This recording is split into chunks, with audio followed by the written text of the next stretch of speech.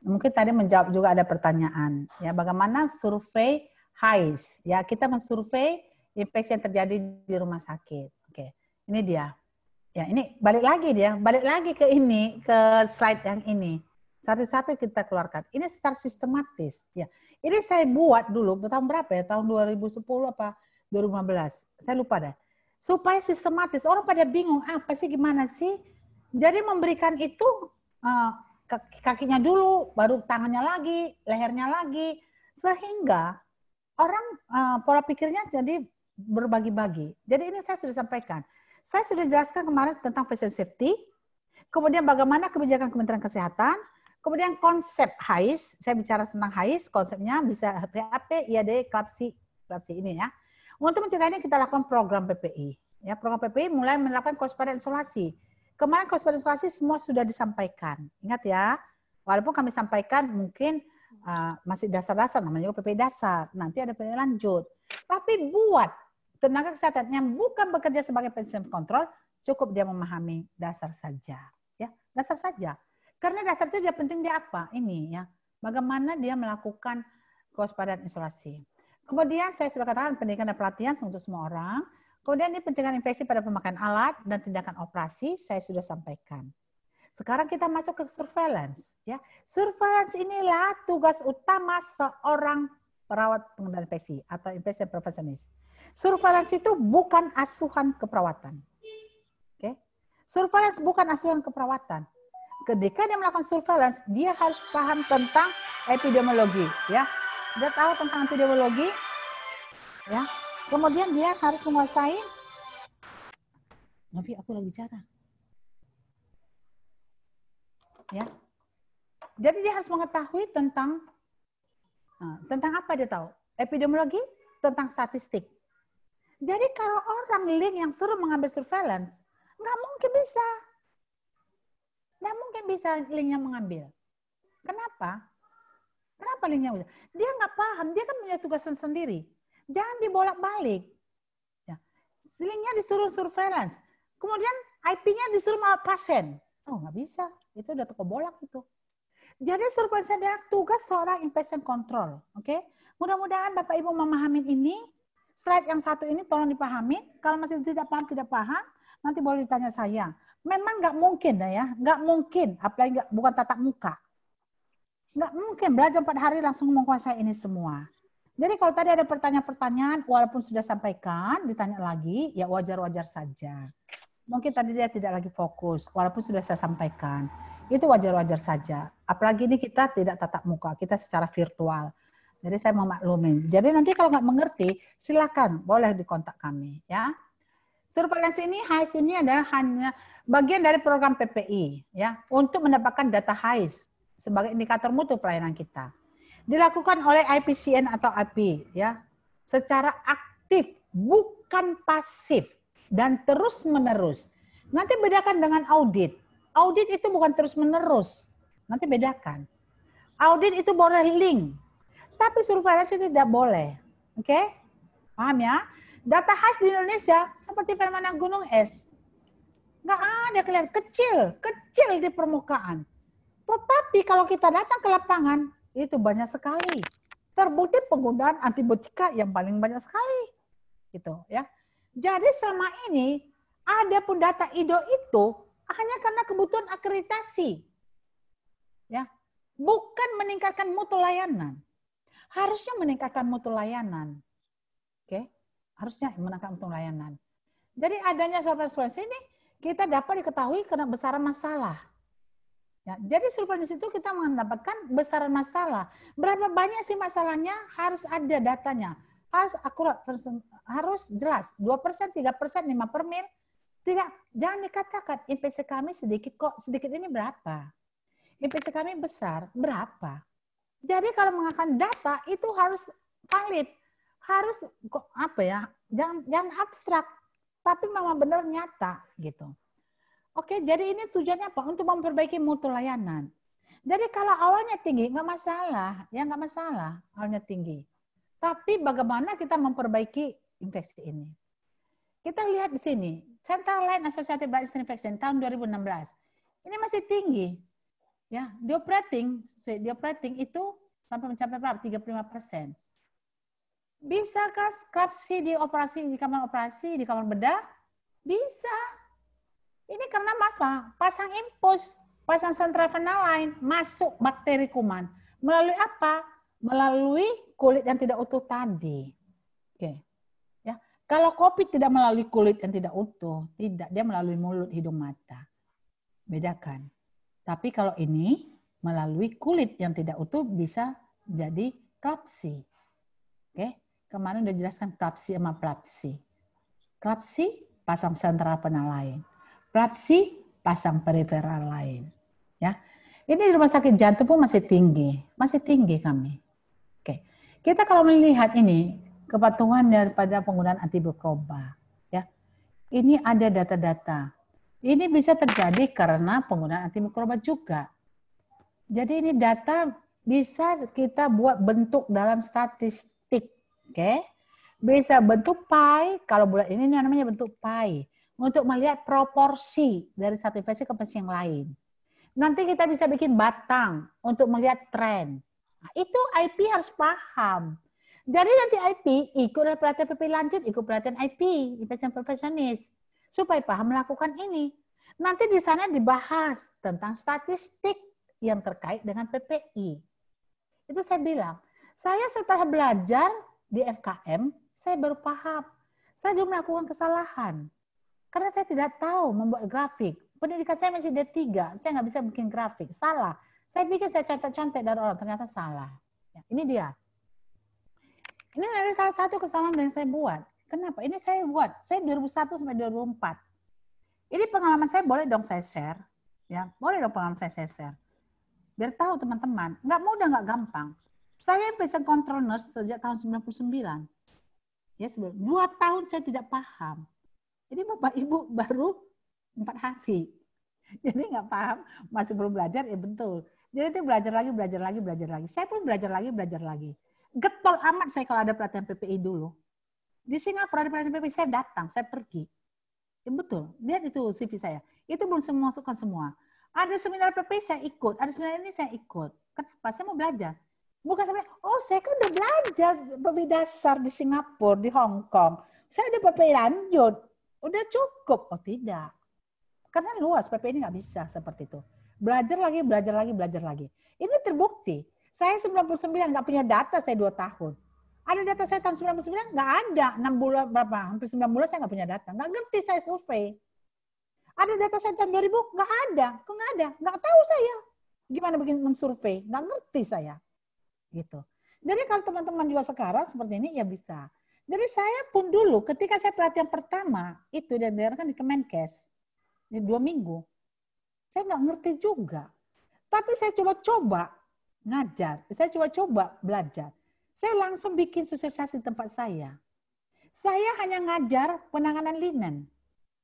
Siapa narasumber saya ambil? Yang ngajar itu saya ambil narasumber. Siapa pengajar di situ saya ambil yang bagus-bagusnya. Saya panggil ke rumah sakit jantung.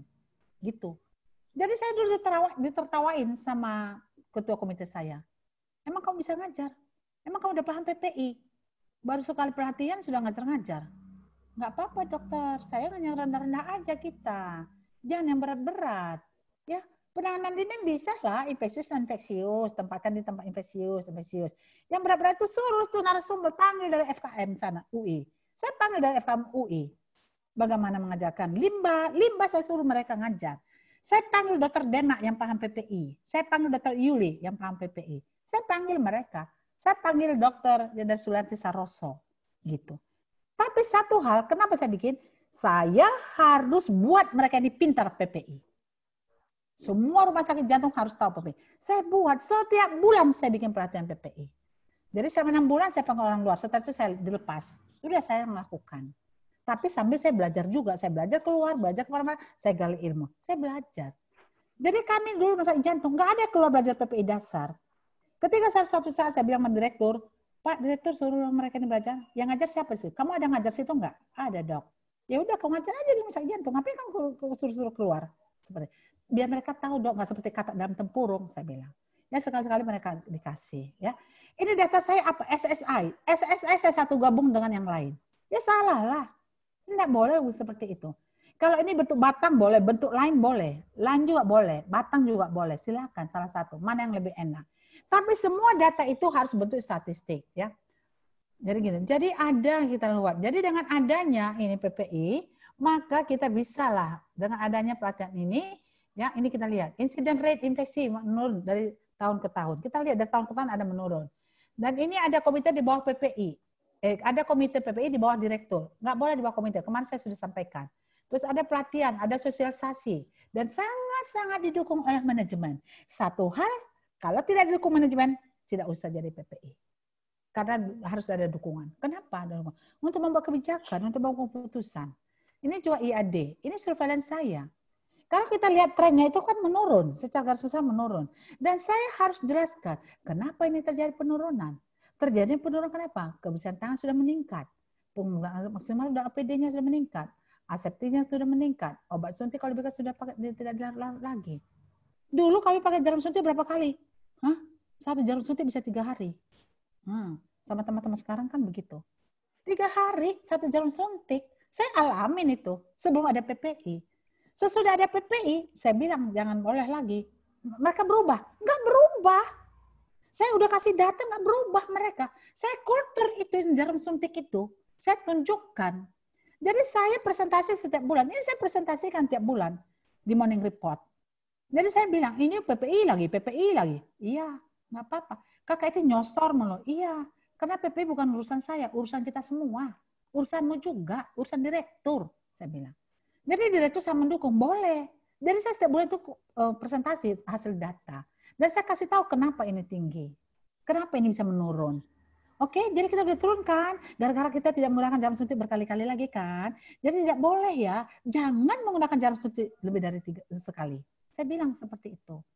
Dulu masih saya bilang, nanti direktur marah kalau kita pakai jarum suntik banyak. Oh, kalau direktur marah, panggil saya. Saya bilang, panggil saya berhadapan dengan direktur. Seperti itu. Itulah orang infection control. Jadi dulu kami pakai jarum suntik berkali-kali. Obat sudah dilarut, tidak diberikan, dimasukkan di kulkas, dimasukkan di tempat obat. Terus nanti saya bilang, disiapkan. Kenapa kamu disiapkan? Iya kak, siapa tahu nanti ada CPR. Emang ada CPR kenapa? Nggak boleh. Itu nanti menimbulkan infeksi. Nah, nggak gampang, nggak mudah ya ini. Oke, jadi turun. Ini juga ISK. Dulu ISK, pasang kateter urin. Nggak dilepas-lepas. Pasang operasi, naikkan ke atas. Dari atas bawa ke sana. Nanti saya sudah di ruang perawatan baru dilepas. Kenapa? Saya bilang. Bladder training, nggak ada bladder training. Nah, mohon maaf ya, jadi IP ini memang harus kencang. Komite PPI harus kencang. Nanti saya di PPI-nya saya sampaikan. Enggak boleh, saya bilang yang gitu. Kamu harus lepas kalau nggak ada indikasi. Kemarin kan dia bilang kan, berdasarkan indikasi. Tidak ada indikasi, lepas. Kemarin ini, ingat, yang disampaikan kemarin Kauti. Itu saya lakukan. Jadi pasien ke operasi, pasien sudah bisa kencing, lepas. Nggak percaya juga, saya buat penelitian. 40 orang yang nomor ganjil sampai 80. 1 ganjil saya lepas, pindah. Yang genap saya pasang, pindah. Ternyata yang terjadi infeksi, yang dibawa infeksinya. Itu, malah dia mengeluh nyeri lah. Karena dia nyeri sakit, nyeri, terjadi perlukaan lah. Jadi yang segera dilepas, nggak terjadi infeksi. Jadi benar tadi, segera lepas kalau tidak terjadi, akan menyebabkan infeksi. Itu. Ya, jadi itu sudah mulai penelitian. Saya 15 tahun infection control. Jadi saya sudah melakukan seperti itu. Makanya saya berani juga mengatakan seperti itu. Karena sudah salami. Dan apa yang dikatakan di literatur, lepas sebelum kalau tidak dibutuhkan, memang betul. Dan orang harus terlatih. Harus yang terlatih saya buat. Pasang kateter urin 1 kali insersi. Tidak boleh kamu lebih dari 1 kali, saya bilang. Hati-hati. Jangan sampai, apalagi kalau dia masih gadis. Ada kejadian. Gara-gara pasang kateter urin sama gadis, karena seniornya bilang, pasanglah kapan lagi kamu pintar.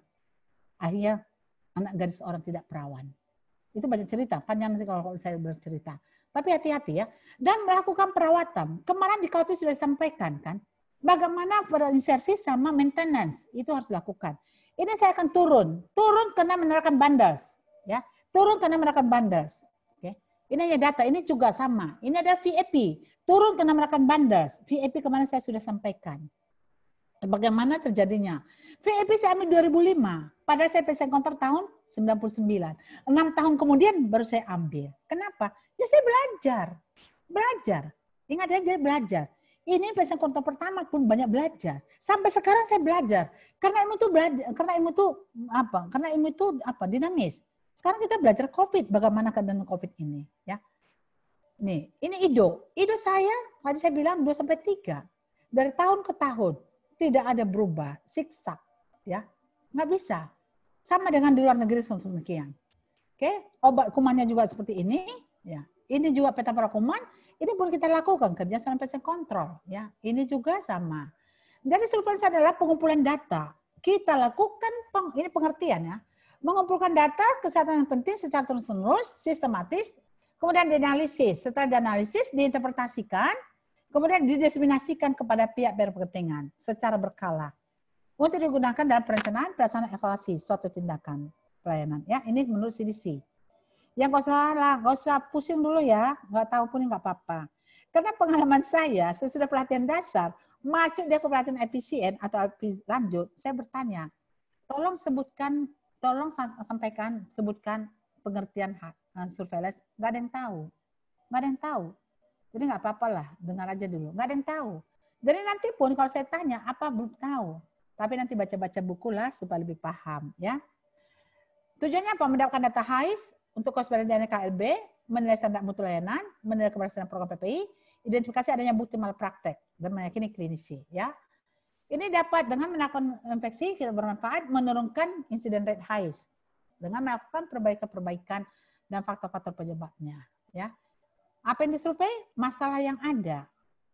Apa masalahmu yang ada? Jangan lakukan survei kalau nggak ada masalah, ya. Bu, gimana saya melakukan survei Ido, Bu? Kamu ada operasi nggak? Enggak, Bu. Pasien saya kan rumah sakit jiwa. Lu ngapain kamu melakukan survei? Emang ada masalah? Kamu nggak melakukan operasi, kamu melakukan survei di rumah sakit jiwa? Nah, nggak usah kamu melakukan survei. Terus saya mau survei apa, Bu? Ibu suruh survei, itu dulu saya ditanya. Ibu suruh survei Ido, survei PAP, survei ISK, survei KLAPSI, dulu IAD. Kami nggak ada IAD, Bu. Katanya. Tidak ada kami VAP, Bu, nggak ada ventilator. Jadi kami nggak mensurvei dong, Bu, katanya. Ada masalah kesehatan nggak ketika pasien masuk? Ada, Bu. Masalahnya apa? Gangguan jiwa. Bukan gangguan jiwa yang saya maksud. Ada masalah biologisnya nggak? Contoh, tadinya dia nggak ada panu, jadi ada panu. Tadinya dia nggak ada kudisan, jadi kudisan. Itu di jiwa, saya bilang itu. Tadinya nggak ada skabies, jadi skabies. Ada nggak? Oh, banyak, Bu. Diare pun banyak, Bu. Itulah survei. Itu survei. Kalau pasien diare di rumah sakit jiwamu itu survei, itu masalah. Jadi kamu jangan survei Ido karena kamu nggak melakukan tindak operasi. Jangan survei itu KLAPSI karena kamu nggak melakukan pasangan vena sentral, vena sentral, gitu. Jadi masalah yang ada, oke? Oke ya. Jadi Ido untuk rumah sakit umum ada masalah sesar appendektomi, itu yang ambil. Itu yang kami minta dari Kemenkes sesungguhnya. Pokoknya Kemenkes mengharapkan ada data infeksi Ido sama ISK, Ido ISK sama sesar. Tapi itu pun belum kami capai sampai sekarang. Tidak minta yang banyak. Karena sesar appendix di rumah sakit umum itu selalu ada. ISK kami minta juga. Karena ISK juga banyak dipasang di rumah sakit umum. Ya, kami mintanya tipe A, tipe B juga lah. Belum sampai ke tipe C, tipe D. Nggak ada juga data. Saya nggak tahu nanti bagaimana kami cara melakukan ini. Supaya ini ada data. Kemudian infeksi aliran darah primer. Nah, ini adalah rumah sakit Adang B juga. Oke, kita minta VAP, Karena rumah sakit tipe A, tipe B itu ada ventilator. Oke, infeksi ya, infeksi plebitis, infeksi apa ini ya? Infeksi yang lain. Infeksi ya, infeksi yang lain juga bisa terjadi. Oke, plebitis, decubitus, infeksi khusus, diabetes, skabies ini rumah sakit jiwa. Jadi infeksi VAP itu juga bisa terjadi. HAP, kemana Anda bertanya HAP ya. HAP itu adalah pada pasien-pasien yang tirah baring. Itu kita ambil. Kalau itu saya yang ngambil tirah baring. Kemarin saya sudah bilang, saya nanti yang mengambil yang tirah baring. Karena datanya datanya dibikin bagus-bagus saja. Plebitis dulu saya ambil plebitis. Tapi sekarang kami tidak ambil. Sejak tahun berapa? 2008 kali saya tidak ngambil lagi plebitis. Kenapa? Nggak ada lagi plebitis kami. Kenapa? Sudah bikin perbaikan. Yang memasang teneseptiknya jelaskan. Kalau tidak bisa masang insersi sekali, suruh orang lain. Kalau dulu sampai dapat, bisa 5 kali, 10 kali, sampai dapat. Sampai peot itu IV kateternya baru diganti. Makanya prebitusnya tinggi. Sekarang nggak lagi. Dekubitus nggak lagi. Kemarin saya sudah cerita. Ya, nggak ada lagi dekubitus. Nggak ada dekubitus masuk rumah sakit lagi. Terjadi di rumah sakit. Karena udah dioverkan pantatnya. Jadi sejak 2008 sampai 2013, nggak ada dekubitus sama prebitus. Kami nggak ngambil lagi. Tapi saya tanya sekarang masih ambil nggak? Enggak, Bu. Karena nggak ada. Sekarang pun mereka bilang tidak ambil. Oke? Tapi kalau di rumah sakit Anda masih ada dekubitus, masih ada prebitus, ambil. Karena itu masalah. Dari masalah yang ada pada saat ini di rumah sakit Anda, itulah lakukan survei. Siapa yang melakukan? Infection control nurse. Yang sudah terlatih, kompeten, punya pengalaman, mendapatkan pelatihan. Bukan link infection control. Kapan dilakukan? Perencanaan setiap tahun oleh komite. Perencanaan surveillance setiap tahun oleh komite PPI. Kemudian pengumpulan data setiap hari oleh infection control. Ini boleh pakai manual atau pakai sistem computerized. Tinggal masukkan. Pakai Google Form juga bisa, tinggal masukkan. Tapi ini satu, kalau hilanglah kamu punya HP, susahlah. Ya, itulah kalau pakai HP. Semuanya ada. Pakai elektronik, mau pakai manual, semua ada untung ruginya. Tapi kalau saya bilang boleh aja kamu pakai HP, tapi nanti pakai backupnya juga kamu pakai di computerized dan pakai simpan di hard disk atau di soft copy gitu. Boleh aja ya, karena itu lebih mudah. Kemudian analisa data setiap bulan oleh efisien bersama-sama dengan komite PPI. Lakukan interpretasi data, diseminasi hasilnya. Hasil ini harus dikasih kepada orang berkepentingan, kepada direktur, kepada dokter yang melakukan operasi, kepada ruangan yang merawat pasien. Kemudian lakukan evaluasi setiap bulan oleh efisien atau IPCD. Oke. Ya. Kemudian metodenya ada di 6 metode. Metode hospital wide tradisional ini sudah ditinggalkan. Ini metode pertama yang dikeluarkan oleh CDC. Ini melakukan survei untuk semua pasien yang ada di rumah sakit kita. Metode inilah yang saya lakukan yang tadi selama 4 tahun. 2001 sampai 2004 saya lakukan metode ini. Jadi yang data saya tadi itu adalah metode surveillance hospital wide. Semua saya ambil. Jadi kalau saya ambil hanya di ICU mungkin lebih tinggi lagi. Kenapa? Karena saya ambil hospital wide sehingga denominatornya menjadi banyak. Ya. Tapi kalau saya ambil hanya di ICU, denominatornya kecil, maka data saya akan lebih besar. Oke. Tapi tidak apa-apa. Kemudian periode surveillance. Periode surveillance ini adalah secara periodik. Saya Januari ambil di rasio anak, nanti Februari saya ambil di sana. Itu nggak bisa, jadi berpindah-pindah. Prevalence, ya prevalence yang lama yang baru juga diambil, nggak usah. Kita ngambilnya adalah target surveillance. Dengan metode hospital wide, kita ambil ke depan. Kita ambil adalah yang saat ini, ya kita ambil ke depan. Outbreak threshold, ini adalah ini kalau terjadi outbreak, MRSA, tidak setiap hari kita ambil MRSA, VRE nggak setiap hari, COVID juga tidak. Tapi pada zaman sekarang adanya outbreak COVID, kita ambil survei, gitu ya. Tahapannya ada perencanaan, pengumpulan data, analisa data, interpretasi, komunikasi, dan evaluasi. Ya. Perencanaan kita kaji populasi pasien. Tadi saya bilang populasi pasien kita apa? Sesuaikan dengan kamu punya masalah. Kemudian kita identifikasi masalah yang ada, apakah ada IDO, apakah ada sesar infeksi, apakah ada itu di jiwa banyak yang diare, banyak yang skabies atau lecet strain bisa saja. Ya. Kemudian buat definisi operasional. Definisi operasional kemarin saya sampaikan. Apa itu kriteria IDO, apa kriteria KUT, apa kriteria KLAPSI, itu sudah ada. Ya.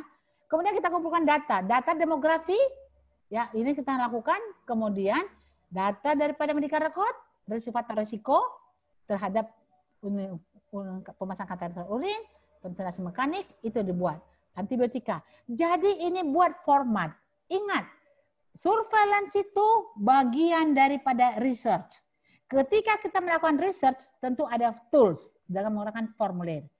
Tools ini bisa pakai elektronik atau pakai manual. Kemudian harus mengumpulkan datanya secara aktif oleh IPCN yang terlatih. Kalau pasif boleh, tapi pasif itu adalah datanya nanti under reporting. Itu saya bilang, ada surveillance suruh link yang mengambil. Saya bingung, dapat dari mana ini surveillance? Bisa mengatakan link yang mengambil surveillance. Saya nggak ngerti. Surveillance yang mana yang diambil? Tahapan mana yang diambil? Pengumpulan data kah? Yang mana? Jadi tolong kalau ada di sini surveillance. Bukan link yang mengambil. Nanti dia harus fokus. Kalau dia nanti link yang ngambil, kapan dia merawat pasiennya? Kapan dia melihat itu pasiennya udah ada infusnya sudah kotor apa tidak? Kapan dia ganti posisi pasien? Tidak. Jadi yang mengambil adalah IPCN. Jadi aktif, metode aktif ya. Numerator kita kumpulkan data infeksi. 5 menit lagi ya, Bu. Ya, denominator kita ambil lama hari pemakaian atau jumlah kasus infeksi ya. Ini adalah pasiennya, jumlah pasiennya ya. Ini pemasangan kateter alat misalnya, center line. Pasien pertama pakainya 4 hari. Pasien kedua pakainya 30 hari. Sampai pasien 9 pakainya 28 hari. Jadi pemakaian alat ini, sentral ini, saya kumpulkan, ya, saya jumlahkan dalam 1 bulan. Maka dapatlah 142 denominatornya. Numeratornya ada 2 kasus infeksi. Maka insiden rate-nya 2/142 kali 1000. Itulah hasilnya. Tapi ini saya tidak masukkan di dalam, tapi ini tidak saya laporkan. Nanti saya laporkan adalah hasil. Ingat, di dalam penelitian, hasil yang kita laporkan. Oke, jadi seperti ini. Ya. Jadi jumlah kasus infeksi dibagi jumlah orang yang populasi yang berisiko. Kita menggunakan incident rate. Incident rate itu adalah kasus baru. Ya, jadi kasus incident rate untuk kasus operasi, jumlah infeksi dibagi jumlah kasus operasi kali 100%. Kalau klapsi, jumlah kasus klapsi dibagi jumlah hari pemakaian sentral phenylalanine dikali 1000. Kalau KOTI, jumlah kasus infeksi ISK dibagi jumlah lama hari pemakaian kateter urin dikali 1000. Kalau untuk VAP, jumlah kasus VAP dibagi jumlah lama hari pemakaian ventilasi mekanik. Ini saya nggak terjemahkan ya. Ini saya ambil dari sana supaya memang orang-orang tahu. Jangan dibilang kali 100, katanya surveillance, katanya Kemenkes, dikali 100 untuk pemasangan sentral phenylalanine. Kali 1000. Sehingga nanti kita bisa bandingkan dengan sana, karena kita sudah menggunakan cara yang sama. Ya. Ini jumlah VAP 2, pemakaian lalaknya 43, maka 2/43 kali 1000, 46,5. Untuk BSI-nya 2, pemakaian lamanya 46, 2/46 kali 1000 dapat 3,4 ya. Dan selanjutnya, kemudian ini kita buat dalam bentuk statistik, maka seorang patient control harus bisa memainkan statistik. Dia paham tentang words, tentang PowerPoint, tentang membuat ini, apa ini, dia harus tahu Excel ya. Ini menggunakan Excel. Bisa lagi SPSS ya, banyak sekali caranya. Ini untuk IDO, saya pisahkan. IDO untuk appendektomi, satu infeksinya operasinya 40, maka 1 bagi 40 kali 100 dapat 2,5. Kemudian infeksi surgical site infection ini untuk sesar. Infeksinya 3, sesarnya 60. Maka 3/50 kali 100 dapat 6. Ini saya harus buat dalam bentuk statistik ya. Dalam bentuk seperti tadi ya. Jadi ini saya buat. Kalau ini saya kasih nggak bisa dibaca. Oke, nanti lebih lanjut akan dibahas ini. Ini 30 hari tadi, ini 90 hari ya. Ini 90 hari. Jadi tidak dikatakan lagi yang implan. Yang implan tadi memang saya ada baca, itu bisa sampai 1 tahun. Tapi kalau saya lihat seperti begini, ya ini dikatakan sini pacemaker surgery sudah 90 hari, nggak ada 1 tahun. Jadi mungkin ketinggalan, tapi kalau ada yang baca sampai tahun, dulu saya bilang pacemaker saya sampai 1 tahun, tapi ini enggak. Hip prosthesis, ini hip, dia bilang 90 hari juga. Jadi tidak 1 tahun. Jadi walaupun dia implant, dia 1 tahun. Oke, ini surgical right prosedurnya, ini contohnya. Ini dipisah-pisahkan. Saya hanya menggambarkan, informasikan kepada Bapak Ibu sekalian bahwa ini di sana dipisah ya. Ini colon surgery, sesar, hiperostomi, appendektomi dipisahkan, nggak digabung. Kita digabungkan. Belum lagi dipisah secara stratifikasi. Tapi sekarang stratifikasi masih susah. Udahlah, per jenis infeksinya saja. Ya, mulailah kita membuat seperti ini. Ya, ini yang tadi yang appendik di Indonesia, appendiknya ini, sesarnya ini. Ya. Kita bisa bikin pakai nilai kategori risk 0, 1, 2, 3. Ini akan dibahas ketika nanti melakukan pelatihan lanjut atau IPCN. Oke, nanti melakukan interpretasi datanya. Ya, data harus interpretasi dengan cepat dan tepat untuk mendapatkan adanya penyimpangan. Kemudian jelaskan penyebab-penyebab kenapa ini terjadi. Ya. Kemudian komunikasikan kepada pihak berkepentingan, kepada direktur ruangan dan dokter yang bersangkutan. Oke, lakukan evaluasi ketika rekomendasi. Nanti ketika kita interpretasi, kita membuat rekomendasi, ya. Jadi kita lakukan. Contohnya seperti ini, rekomendasinya tadi, ya. Rekomendasi kita jelaskan, ya. Buat rekomendasi apa? Jadi adapun terjadinya infeksi karena masih rendahnya kepatuhan kebersihan tangan. Maka rekomendasinya tingkatkan kepatuhan kebersihan tangan. Seperti itu. Jadi rekomendasi kita harus tertuju kepada penyebab masalah tadi. Itu yang kita berikan. Lakukan evaluasi. Surveillance merupakan bagian dari program PPI. Tahapan surveillance perencanaan, pengumpulan data, analisa, diseminasi. Implementasi surveillance sangat menentukan keberhasilan PPI. Dengan metode observasi langsung oleh efisien, dapat diketahui faktor-faktor penyebab. Dengan mengetahui faktor penyebab, maka kita bisa mengatasinya. Itu yang bisa saya sampaikan. Sekian dan terima kasih. Saya kembalikan kepada moderator. Ya, terima kasih Bu Kosti. Baik, ini kita batasi ya, hanya 2 pertanyaan. Saya mau menyampaikan ke Bu Kosti dari Ibu Yenita, Rumah Sakit Sumber Hidup Ambon. Bagaimana melaksanakan Monef SSI? Apa kiat Ibu Kosti dalam membahasakan temuan SSI dikarenakan human error atau lack of sterilize dengan DPJP, Bu? Mohon sharing pengalamannya.